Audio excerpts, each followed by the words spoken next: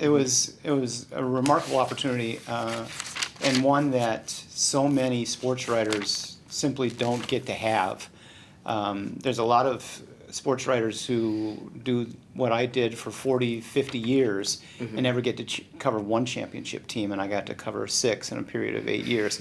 I think about my colleagues in Cleveland, for instance, which hasn't had a championship in any sport in 50 years, or anybody that covers the Sacramento Kings, they'll never get a chance to do what I did. Cubs. The Cubs. Or the Cubs, right? Although they tell me in 2 years we're going to be talking about a Cubs championship. But yeah, it's an incredible opportunity. And one, as soon as it was over, as soon as Michael retired, I realized that my dream was over and that I had to go and start being a regular person.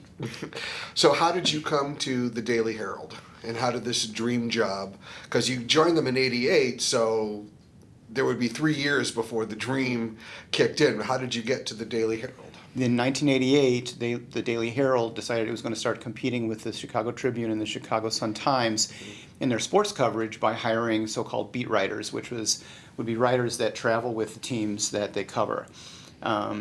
In that year, I was working as a sports writer for United Press International here in Chicago, and so I knew all of the regular writers that were working for the Daily Herald, the guys that were being considered for these beat writer jobs. And one of them came to me and said, listen, we're looking for a couple of guys, one to cover college basketball and football, and one to cover the Chicago Bulls, and you should apply. UPI at the time was a company that was falling apart, and so I was looking for something else to do, and this was a huge opportunity. Oddly enough, I wanted the college football and basketball job because it was more in my wheelhouse than professional basketball, but they had somebody else in mind for that. They offered me the Bulls job. And so starting from the summer of '88, I started covering the Bulls and traveling with them, and it was every day I was with them. Every single day of my work was related to the Chicago Bulls. So when people think of the Bulls, they think of those dynasty years, but take us back to 1988 Bulls, and what was that team like? What was the atmosphere like?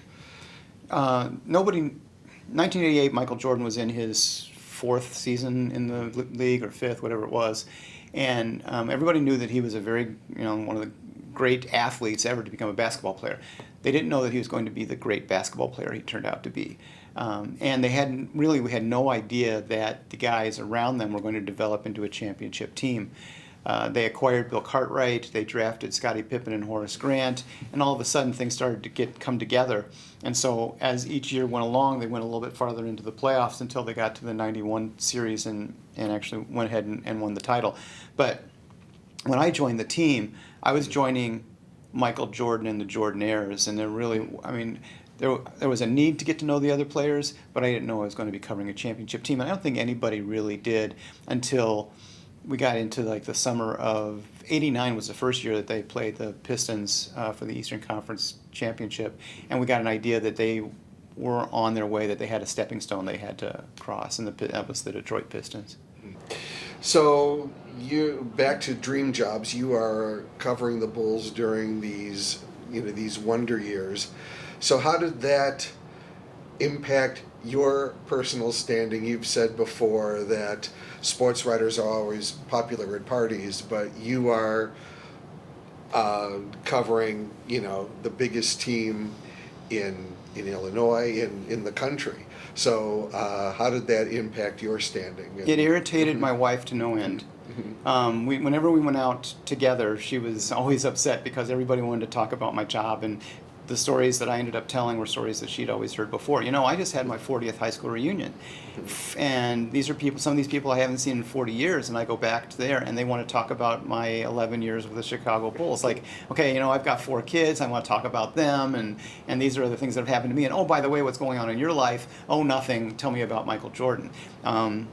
Everywhere, since the day I started back in 1988, everybody who's ever known what I do for a living wants to know about it, and those rare people that don't care about it, I'm always pleased to find them so we can find something else to talk about. Not that I don't want to talk about it, and it's been beneficial to me. I've written 3 books related to the Bulls, and so there's definitely benefit, but I